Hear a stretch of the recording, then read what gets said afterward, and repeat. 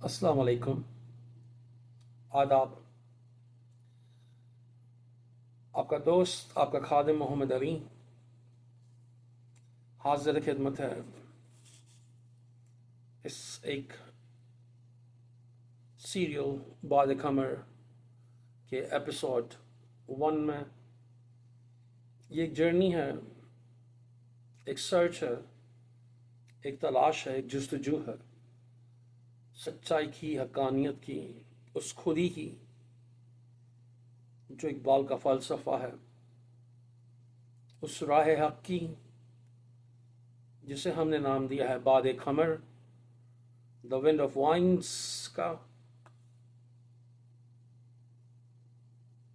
صادقین سے اور عمر خیام سے بڑا انسپائر ہو کر یہ کہانی ایک عام انسان کی، ایک عام آدمی کی، ایک متوسط طبقے کے لڑکے کی۔ گو کہ اب کافی بوڑھا ہو چکا ہوں، لیکن جو جستجو شروع ہوئی تھی 16.5-17 سال کی عمر میں، تو فرض بنتا ہے کہ میں اپنے حصے کا دیا جلاتا ہوا جاؤں۔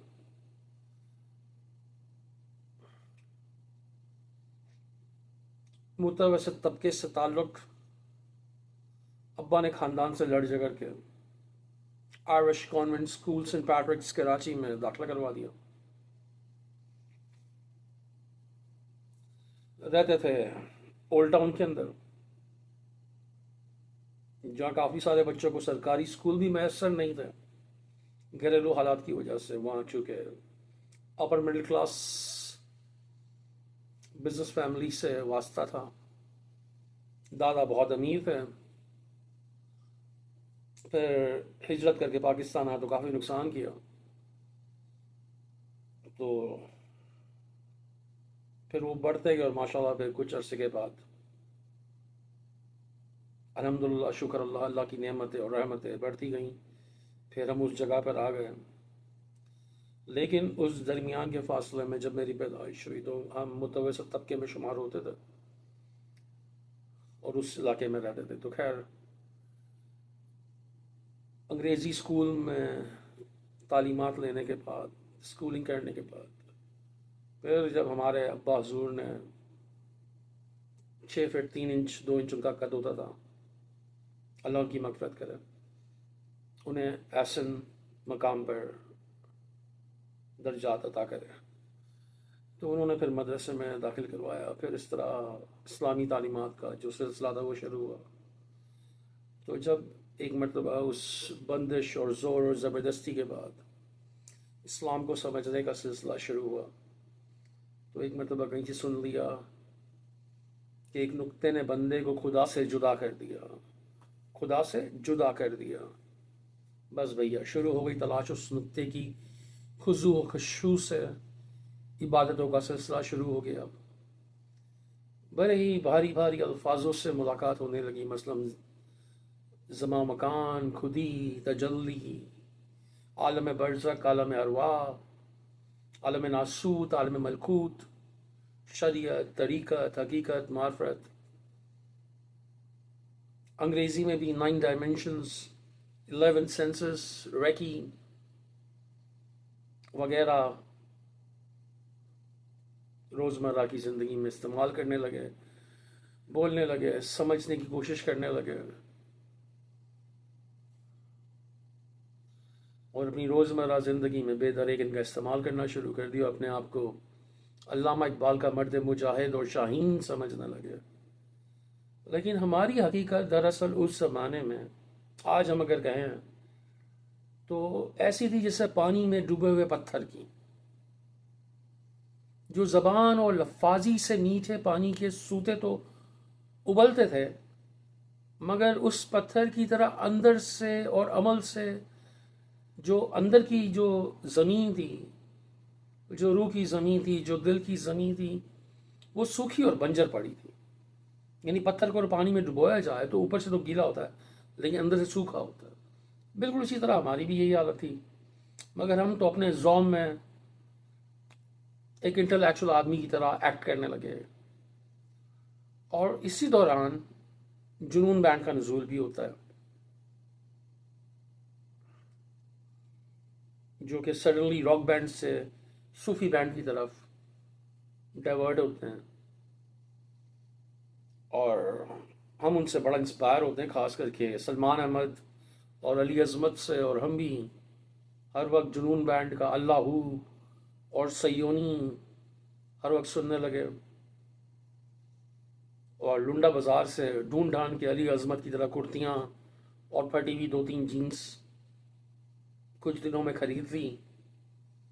اور اپنی بہن کی، جو ہماری سسٹر تھیں، ہم سے چھوٹی نہیں، ان کی کوٹی وہ انہیں بڑی شوق اور چاہ سے سلوائی تھی، کیونکہ وہ بڑا شوقین تھی کپڑے پہننے کا، اور بہت لاڈلی تھی ہمارے گھر میں، میری طرح۔ تو وہ رلی ایکچولی مختلف کلرز سے بنی ہوئی تھی، تو خیر وہ تو ایک ڈیزائنر کوٹی تھی، یعنی ایک جیکٹ ٹائپ کا تھا، سلیولس جیکٹ، لیکن ایکچولی اس کو ہماری جو سندھ کی زمین ہے جہاں سے میں بلانگ کرتا ہوں، گو کہ سندھی میری لینگویج نہیں ہے، لیکن actually I am born in my whole family is born in Sindh, so Sindh سے ہمارا بڑا بہترین ایک عشق اور پیار کا رشتہ ہے، تو میں اپنے آپ کو آلموسٹ سندھی کہتا ہوں، though my language is not Sindhi, but Sindhi زمین سے میرا بہت اچھا اٹیچمنٹ ہے۔ تو سندھ کے اندر جو صوفیہ کرام تھے، وہ کیا کرتے تھے کہ جب وہ دنیا تیاگ کر اللہ کی راہ پر نکلتے تھے، اللہ کو ڈھونڈنے کے لیے نکلتے تھے، تو وہ ان کو جو مل جاتا تھا، جو لوگ دے دیتے تھے، وہ ان کو جمع کرتے رہتے تھے، انہیں سے اپنی ضروریات زندگی پوری کرتے تھے۔ اسپیشلی میں بات کر رہا ہوں اس رلی کی، کہ وہ رلی جو تھی وہ مختلف کپڑے، جو ٹکڑے، جو بچے ہوئے کپڑے قطرن انہیں ملتی تھی، ان کو جوڑ جاڑ کے وہ سندھی سادھو، سندھی صوفیہ کرام ان کو جوڑ جاڑ کر ایک چادر ٹائپ کا بن لیتے تھے، ان کو وہ سونے کے لیے بھی کام میں لاتے تھے، اوڑھنے کے لیے بھی کام میں لاتے تھے، اپنا تن ڈھانپنے کے لیے بھی کام میں لاتے تھے، دو تین قسم کی بنا لیتے تھے وہ، ایز اے سمبیل کے طور پہ بھی اس کو یوز کرتے، اس میں پوٹلی بنا کر اپنا سامان وغیرہ کیری کرتے تھے۔ تو وہ ایک بڑی زبردست ثقافت ہے سندھ کی رلی، جو اسپیشلی جو اجرک ہے، ajrak is actually what you call reflection of that really. تو اجرک جو ہے ہمارے سندھ کے اندر بہت ہی عزت جس کو دینی ہوتی ہے ان کو دی جاتی ہے، بڑا ہی عزت کا ایک سمبل سمجھا جاتا ہے، تو وہ گڈری وغیرہ بنا کر، جبہ اپنا بنا کر، اور اس طرح اپنا اس سے یوز کرتے تھے۔ تو خیر ایسی گو کہ یہ چیزیں تو اچھی ہیں، لیکن ہم اس کو ایز اے خرافات اپنی زندگی میں جذب کر رہے تھے اور آگے بڑھ رہے تھے، اور بڑا ہی زور و شور سے ہم اس کو آگے لے کے چل رہے تھے، اور ارد گرد کے لوگ ہمارے اس پہناوے سے، ہماری بول چال سے کافی متاثر نظر آ رہے تھے، اور ہم بھی زمین سے 2 انچ اوپر چلنے لگے تھے، اور آج بھی جب اس سمے کو یاد کرتے تو پتہ چلتا ہے کہ دماغ تو واقعی چل گیا تھا۔ مگر میں اسی لیے اکثر پوچھتا ہوں نا کہ اس زمانے میں it was hard to improve perfection, but now it is after this modernity progress, اور اس ماڈرنٹی اور پروگریس نے بہت ہی زبردست ریولوشن لایا ہماری زندگی کے اندر، زندگی کو آسان کیا، لیکن اس کے ساتھ ساتھ ہمارے کامن سینس کو چھینتا چلا جا رہا ہے۔ اسی لیے میں پوچھتا ہوں آج کے دور میں ینگسٹرس سے کہ is it hard to improve perfection اور is it hard to improve stupidity? تو خیر، لیکن یہ اسٹوپڈیٹی جو ہمارے اوپر اس وقت طاری ہوئی تھی، تو کبھی کبھی پاگل پن یا بیوقوفی اکثر اپنے انجام کو ہمیشہ ندامت پر تقریباً ختم ہوتی، لیکن کبھی کبھار بہت ہی خوشگوار حقیقت سے روشناس کروا جاتی ہے، اور یہی میرے کیس میں ہوا۔ گو کہ تھا تو کافی فرسٹریٹڈ، مگر بخدا دائمی حقیقت کے سفر کا آغاز جو میں نے کیا تھا، اس کے اندر یہ مجھے بہت ہی زبردست میرا انجام ہوا، اور اس انجام سے مجھے میرا جو سفر تھا وہ اصل ریالٹی کی طرف سے، ان خرافات سے نکل کر میں ریئل ریالٹی کی طرف میں نے اپنا سفر شروع کیا۔ اس کا واقعہ کچھ یوں ہے کہ ایک مرتبہ میں اپنے محلے کی گلی گلی کے نکڑ پر کھڑے ہو کر محلے کے 4 5 لانڈوں کو اپنا گیان بخش رہا تھا، اپنا جو الٹی سیدھی جو یہ میری جو چیز جو مجھے سمجھ میں پڑھتا تھا سمجھتا تھا لیکن سمجھ آتی نہیں تھی، بس ان کا میں انڈا گوٹالا بنا کر بڑے بڑے الفاظوں کے ساتھ ان کے سب پلا رہا تھا، ان کو بول رہا تھا، اور وہ بھی بیچارے بڑا سر دھن رہے تھے، اور چونکہ آلموسٹ لائک 17 18 ایئرس کا میں ہو چکا تھا، کالج میں تھا، تو جب نئی نئی آزادی اسکول کے بعد ملتی ہے ہم جیسے لوگوں کو، تو وہ تھوڑا سگریٹ کا چسکا لینے کی کوشش کرتے ہیں، تو گولڈ لف پینی شروع کی تھی، لیکن جب سے یہ چسکا لگا تھا روحانیت کا، خود ہی کا، خود شناسی کا، حقیقت کی تلاش کا، تو اور جب یہ صوفیہ کرام کا جو چیزیں پڑھتا تھا، دیکھتا تھا، سنتا تھا، تلاش و جستجو کرتا تھا، تو سگریٹ گولڈ لف چھوڑ کر میں نے بیڑی پینا شروع کر دیا، اس میں بھی ایک رنگ نظر آتا تھا کہ وہ پرانی جینس، پھٹی ہوئی جینس، کرتیاں پہن کے بیڑی ہاتھ میں لے کے، تو بولتے تھے یار یہ مطلب فیشنیبل سٹائل کے ساتھ یہ بیڑی پینا، تو اس میں بھی ایک بڑا فینٹیسی فیل ہوتا تھا۔ خیر میں ان لانڈے لپاڑوں کو اپنے انداز و بیاں کے تیر و نشتر دھنش کے رنگوں کی طرح کوز و قزا میں بکھیر رہا تھا، اور وہ لڑکے بھی کچھ اس طرح میری باتوں پر سر دھن رہے تھے جیسے میرے اندر علامہ اقبال، اشفاق احمد اور ممتاز مفتی کی روح ایک ساتھ حلول کر گئی ہے، اور میں اپنے آپ کو تصوف کا سپرمین سمجھ رہا تھا، اور بیوی کے کشت لگا کے کچھ زیادہ ہی انٹلیکچوئل ثابت کرنے کی اداکاری کر رہا تھا۔ اتنے میں کسی بوڑھے شخص نے میرے پیچھے میرے کاندھے پر ہاتھ رکھا اور کہا بیٹا میں کچھ دیر سے تمہاری گفتگو سن رہا ہوں، کیا تم مجھے علامہ اقبال کے ایک شعر کا مطلب بتلا سکو گے؟ مجھے آج تک اس شعر کا مطلب سمجھ نہیں آتا۔ تو میں نے کہا ضرور میں کوشش کروں گا، تو انہوں نے کہا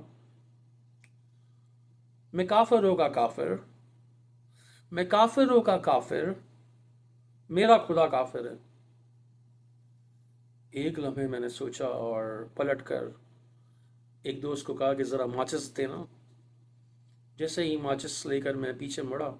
اور بیڑی سلگائی اور سر اٹھا کے دیکھا تو بابا غائب۔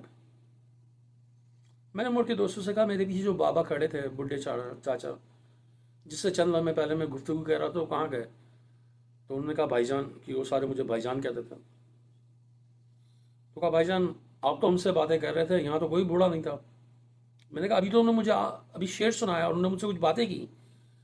تو انہوں نے کہا بھائی جان آپ چند لمحوں کے لیے اپنے خیالوں میں کھو گئے تھے،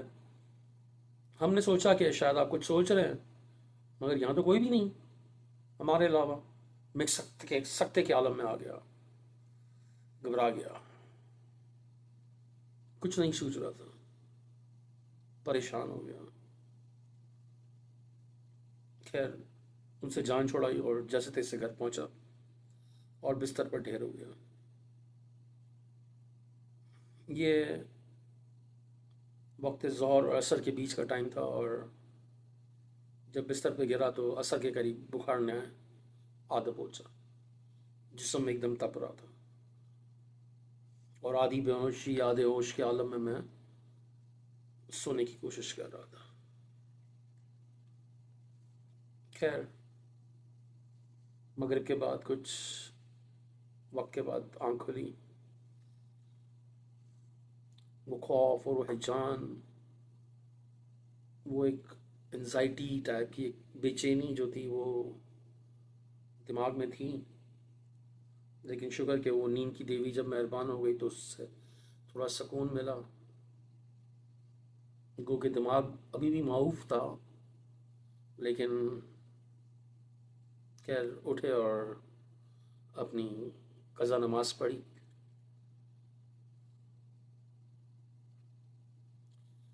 اور اس ہیجان کی کیفیت میں اور ڈر اور خوف بھی تھا۔ گھر والوں کے ساتھ بیٹھ کہ 9 بجے ہمارے گھر میں خبر نامہ، اس زمانے میں پی ٹی وی ہوتا تھا، تو 9 بجے خبر نامہ کے ٹائم پہ سب گھر کے افراد وہ موجود ہوتے تھے، اور زمین پہ دسترخوان بچھا کر اس پر کھانا کھایا جاتا تھا، ایٹ لیسٹ ایک ٹائم، ایٹ لیسٹ۔ تو خیر وہ کھانے کے بعد میں جو یوزلی جو میرے دادا کی جو سہانا ہوتا تھا بالکنی کے پاس، میں وہاں آ کر بیٹھ گیا اور آسمان کو تکنے لگا اور سوچنے لگا کہ چکر کیا ہے. اور بار بار میرے ذہن میں وہ شعر گھوم رہا تھا کہ میں کافروں کا کافر، میں کافروں کا کافر، میرا خدا کافر ہے. خیر اس رات کو تکتے ہوئے، اس ستاروں بھرے آسماں کو دیکھتے ہوئے، بالکنی میں کھڑے ہو کر آگہی کا ایک نیا دروازہ میرے سامنے کھلا کہ بیٹا یہ جو بک بک بک بک کرتا ہے نا، یہ لوگوں پہ اپنے گیان اور شان اور اپنا جو یہ علم کی بکواس کرتا ہے نا، اس کو چپ کا روزہ رکھ. پہلے خود کچھ سیکھ تو لے، سیکھنے کے علاوہ کچھ پا تو لے، پھر بانٹنا. تیری جھولی خالی اور تو بانٹنے نکلا ہے. تو ایک یہ آگاہی کا ایک دروازہ اچانک سے اس اندھیری رات میں کھلا اور ایسا لگا کہ جیسے دل و دماغ اور سوچ کے ایک دریچے جو ہے نا وہ جیسے کھل گئے ہو.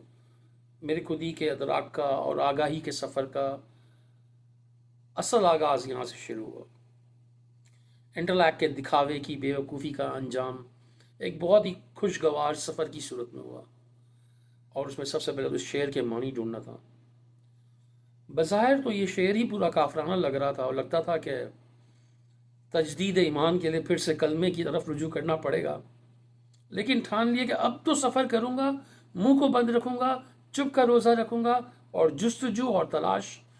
کو چھوڑوں گا نہیں. تو خیر سفر تو پکا ہے، کرنا ہے، دل کی آگ ہے، تو لہٰذا اس دل کی آگ کی لگی کو نبھانا تو ہے ہی. خیر منزل کا پتہ تو نہیں تھا، مگر سفر کی کشش تھی کہ شوق بڑھتا ہی چلا جا رہا تھا. اور منزل سے بھی زیادہ منزل کے راستے کی جو فینٹیسی تھی وہ دل و دماغ میں عود اور عنبر کی طرح بہت ہی زبردست خوشبو جگائے دے رہی تھی. خیر شعر کی تشریح کافی لوگوں سے پوچھا، مگر نہ سمجھ ان کو آئی اور نہ وہ مجھے مطمئن کر سکے. آخرکار ایک دن وسط رات ستاروں کے تکتے خیال آیا کہ کافر کے لغوی معنی کیا ہیں، کیونکہ ہم تو شروع سے یہی پڑھتے آئے اور مانتے آئے کہ جو خدا کو نہ مانے وہ کافر. مگر جب اگلی صبح کافر کے لغوی لٹرل معنی ڈھونڈنے، کیونکہ اس زمانے میں گوگل وغیرہ تو ہوتا نہیں تھا، انسائکلوپیڈیا ڈکشنریز ہوتی تھیں، تو وہ جاننے کے لیے چیک کرنے کے لیے لائبریری کا رخ کیا، اور جب ڈھونڈا تو پتہ چلا کہ کافر کے جو لغوی لٹرل میننگز ہیں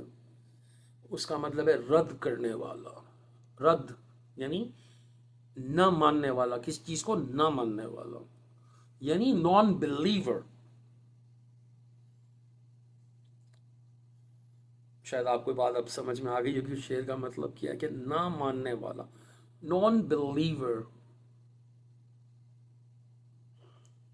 اور پھر جو وہ ادراک اور آگاہی کا جو نقطہ آغاز تھا وہ اس علامہ اقبال کے شعر سے ہوا. پہلے وہ جب سنا تھا کہ ایک نقطے نے بندے کو خدا سے جدا کر دیا، اب وہ یہاں پر اس شعر سے اصل آگاہی کے جو دریچے تھے نا وہ ہماری زندگی میں کھلے، اور اللہ نے اپنے راہ پر، اپنی حقانیت کی راہ پر، اپنے سرچ پر انسان کی معرفت خود شناسی کی طرف ہمیں گامزن کیا. یعنی اس شعر کا مطلب یہ کہ میں کافروں کا کافر ہوں. جو میرے اللہ کو نہیں مانتے، رد کرتے ہیں، جو میرے اللہ کے نان بلیورز ہیں، میں ان کا نان بلیور ہوں. میں کافروں کا کافر. جو میرے خدا کو نہیں مانتے میں ان کو بھی نہیں مانتا، نہ وہ میرے دوست ہیں نہ وہ میرے یار ہیں. اور میرا خدا کافر ہے، کیونکہ خدا تو خدا ہے نا، خدا سے اوپر کوئی اور خدا تو نہیں ہے نا، تو خدا تو کسی خدا کو نہیں مانتا نا. بہترین نقطہ علامہ اقبال صاحب کے کلام کو آپ پڑھیں، سوچیں، سمجھیں اور غور و فکر کریں. آپ خود کریں، کسی میڈیم کو مت ڈھونڈیں، سوچیں سمجھیں، یوز کریں Google, artificial intelligence, dictionaries, encyclopedias, کمال. تو یہاں سے میرا سفر شروع ہوا اور اب بھی جاری ہے سفر. اور تادم مرگ میں دعا کروں گا کہ اللہ پاک میرے سفر کو جاری و ساری رکھے. گو کہ منزل کا تو پتہ نہیں، مگر اب رب العزت کا کرم اور رحمت کے حاصل منزل کا نزول اگر صدقے دل سے اس روشنی حق کا سفر کیا جائے تو ہو ہی جاتا ہے. بس اس سفر کے لیے اتنا ہی کہوں گا، کبھی کبھی وصل یار سے زیادہ اس کی تڑپ اور جدائی وہ وجدانی نشہ دیتی ہے کہ شاید یار کے جلوے اور دیدار میں بھی کبھی کبھی وہ مزہ نہیں آتا. جو وہ تڑپ اور جدائی ہے نا، اس کا نشہ بہت ہی بہترین ہے. اسی لیے اس پروگرام کا نام ہم نے رکھا ہے the journey of a common man with باد خمر. وہ جو نشہ جب اس کی راہ پہ نکلتے ہیں نا، وہ ہوا کی سرمستیاں، وہ جو نشہ جو ہے وہ آپ کو بہت مزہ دیتا ہے. تو وجدانی نشہ میں دعا کروں گا کہ ہر ایک انسان کی زندگی میں آئے. اور یہ سفر کا جو پہلا ایپیسوڈ جو میں نے ابھی ریکارڈ کیا ہے، اس کا میں اختتام حدیث قدسی رسول پاک کی سے کروں گا کہ رسول پاک کی حدیث قدسی اس کو کہتے ہیں کہ جو اللہ کا پیغام ان پر نازل کیا گیا تھا اور اس کو قرآن میں شامل نہیں کیا گیا، اور قرآن کی جو زبان ہے وہ اللہ کی زبان ہے. اللہ نے جو لفظ جبرائیل علیہ السلام کے ساتھ رسول پر نازل کیے تھے وہی لفظ قرآن کا حصہ ہیں، جس میں کوئی تحریف نہ کوئی کر سکتا ہے. مگر جو اللہ کا احکام، اللہ کی طرف سے جو احکام اترا تھا رسول پاک صلی اللہ علیہ وسلم پر، اور رسول پاک صلی اللہ علیہ وسلم نے اپنی الفاظوں میں ڈھال کر جو دیے ہیں پیغام امت کے لیے، وہ ایسی 14 حدیث جن کو حدیث قدسی کہتے ہیں. اس میں اللہ پاک فرماتے ہیں کہ میں ایک چھپا ہوا خزانہ تھا، جو رسول پاک کے الفاظ ہیں، جس کا اردو کا ترجمہ ایکوریٹ میں آپ کو بتا رہا ہوں. میں ایک چھپا ہوا خزانہ تھا، میں نے چاہا کہ میں پہچانا جاؤں. اللہ پاک فرماتے ہیں کہ میں نے چاہا کہ میں پہچانا جاؤں، لہٰذا میں نے اس کائنات کو خلق کیا. تو کہنے کا مقصد یہ کہ اس خزانے کو ڈھونڈنا ہے، وہ خزانہ ہی آپ کو بتائے گا. وہ خزانے کی جو تلاش و جستجو ہے، اس کی کھوج کریں، اس کا کھرا نکالیں، اس کے کلو کو فائنڈ کریں. اگلے ایپیسوڈ میں پھر ملاقات ہوگی، تب تک شکریہ والسلام. اللہ حافظ، فی امان اللہ. اپنا اور اپنے سے کمزوروں کا ضرور خیال رکھیے گا، کیونکہ آپ اپنے کمزوروں کا خیال رکھیں گے، اللہ آپ کا خیال رکھے گا. فی امان اللہ. انشاءاللہ پھر ملاقات ہوگی. اللہ حافظ.